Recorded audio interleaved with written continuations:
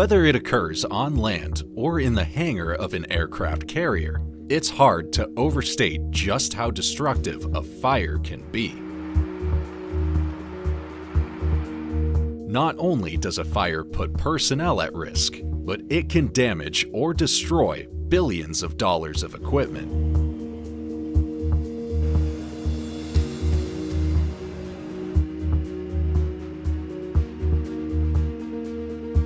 Moreover, the presence of jet fuel and, in some cases, explosive ordnance creates a whole new level of risk. This hangar, located at the Fairchild Air Force Base in Washington, U.S., is undergoing a test of its fire-suppressing foam system.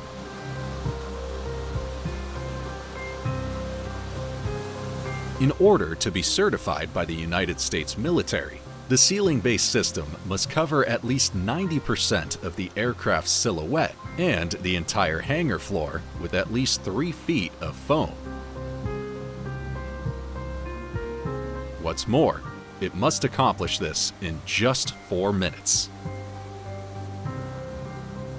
If it is unable to hit these metrics in terms of speed and extinguishing efficiency, the base may have to start from the beginning. Though these foam systems are extremely effective at putting out a wide range of blazes,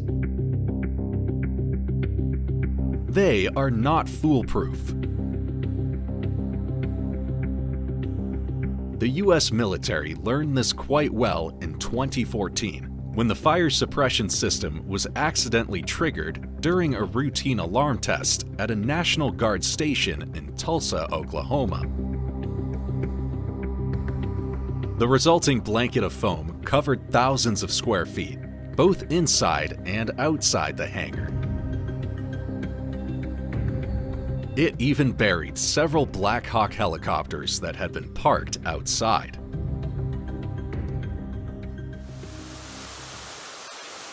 Most firefighting foam is designed to smother fires, but they often contain per- and polyfluoroalkyl chemicals to aid in this process. This means that cleanup must be done with great care and thousands of gallons of water. The primary issue with foam fire suppression systems is that the thick bubbles used to quell a spreading fire also dramatically reduce visibility. This can make it nearly impossible for a team of firefighters or emergency responders to rescue individuals who may be trapped inside.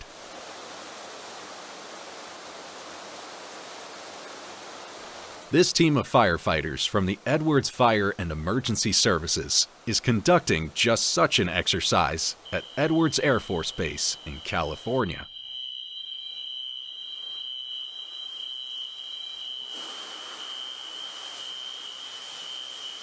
As foam hits the ground and expands inside the hangar, firefighters use their hoses to carve a path through the foam, allowing them to gain brief seconds of visibility.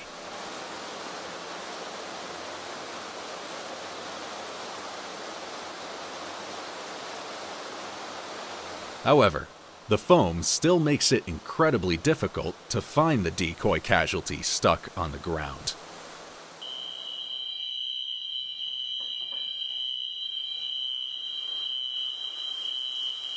Eventually, using teamwork, they are able to battle against the foam and locate the dummy.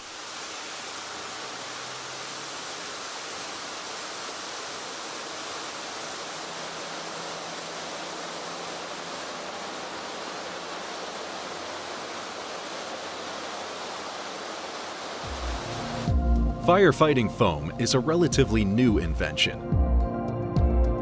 For that reason, scientists at the Naval Research Lab have continued to perform in-depth research on the foams themselves, as well as their potential. One of the primary goals of this research is to find a type of foam that can serve as a speedy fire suppressant while containing fewer potentially hazardous chemicals. During this round of research, chemical engineers tested nearly 30 different chemical fire suppressants from commercial sources. The team hopes to find the best possible option for use aboard ships sailing in the open ocean.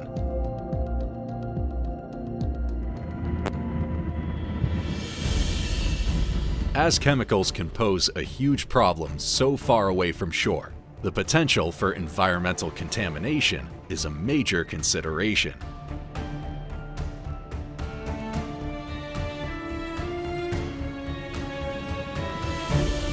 In recent years, foam technology has advanced exponentially.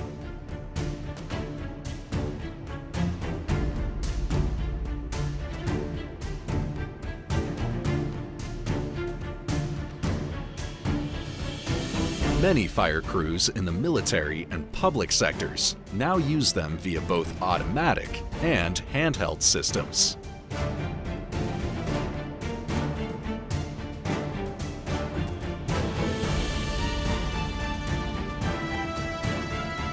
In fact, the foam expands so quickly that just a few operators can cover the entire deck of an aircraft carrier in mere minutes.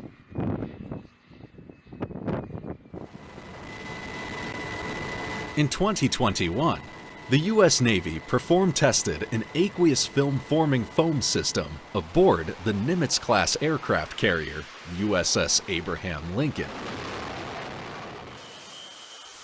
This type of system, known by the abbreviation AFFF, is purchased as a concentrate and deployed via overhead systems and traditional hoses. They are made up of hydrocarbon foaming agents and fluorinated surfactants, which allows them to form an airtight layer of film that cuts off the fire's oxygen supply. Best of all, these systems can act very quickly.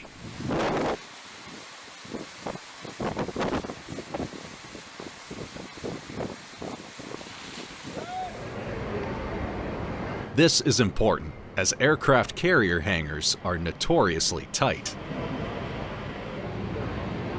which means the fire can spread to adjacent rooms and levels in just a few minutes.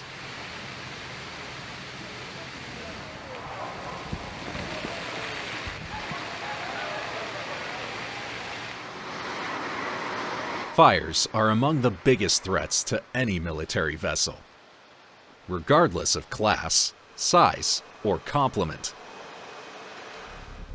For this reason, every crew member is taught basic firefighting skills.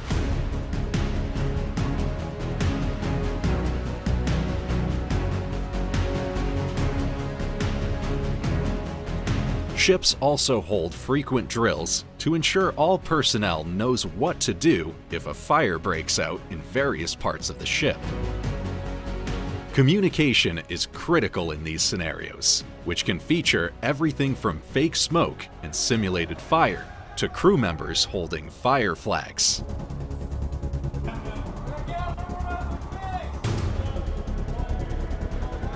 To ensure speedy reactions, hoses, protective suits, and firefighting equipment are hidden at various points around the interior and on the deck. Larger vessels will have their team of trained Navy firefighters to aid with shipboard education and lead the way in an emergency.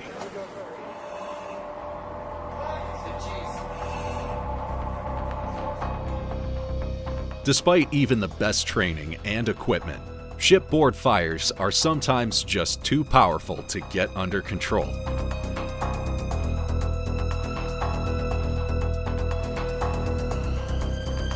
A stark reminder of this fact occurred on July 12, 2020, when an explosion rang out aboard the USS Bonhomme Richard. The Wasp-class amphibious assault ship was lucky enough to be undergoing maintenance at the naval base in San Diego. So, only 17 sailors and 4 civilians were injured.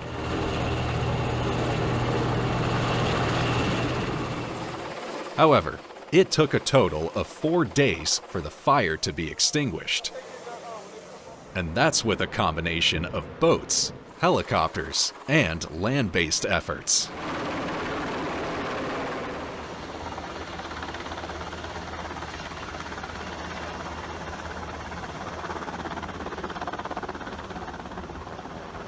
Unfortunately, the ship itself could not be saved, and it's estimated to cost $4 billion to replace it.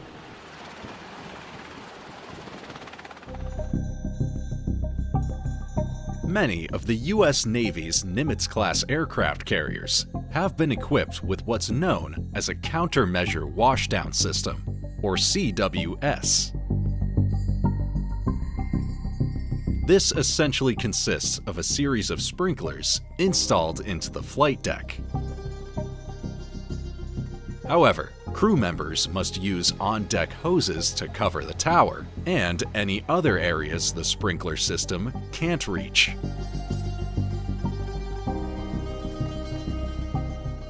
While it's true that this system would be engaged in the event of a fire or serious accident on the flight deck, that's not all that it is used for. The CWS also allows the crew to quickly and effectively deal with any biological or chemical warfare attacks. The pumps use seawater, which is corrosive.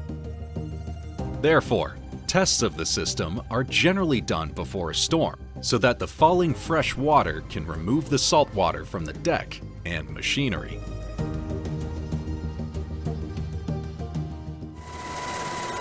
Believe it or not, fires are relatively rare aboard large naval vessels. What are not rare are outbreaks of cases of flu, colds, neuroviruses, and other illnesses. Because these ships force hundreds or even thousands of crew members to eat, sleep, and work within inches of one another, cleaning and sanitation are taken very seriously. In fact, many ships will clean quarters, restrooms, and shows several times a day with a powerful bleach concoction.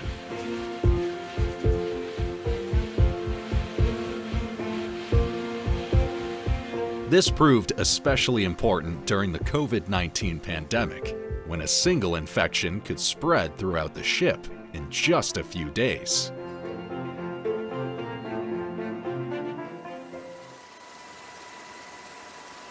When considering threats to a ship the size of an aircraft carrier or amphibious assault ship, it's easy to think of bombs, missiles, and torpedoes.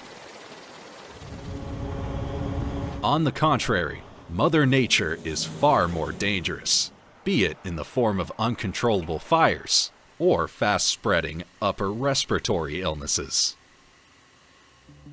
Fortunately, some of the U.S. military's smartest scientists are working to make the systems used to fight fires and prevent outbreaks.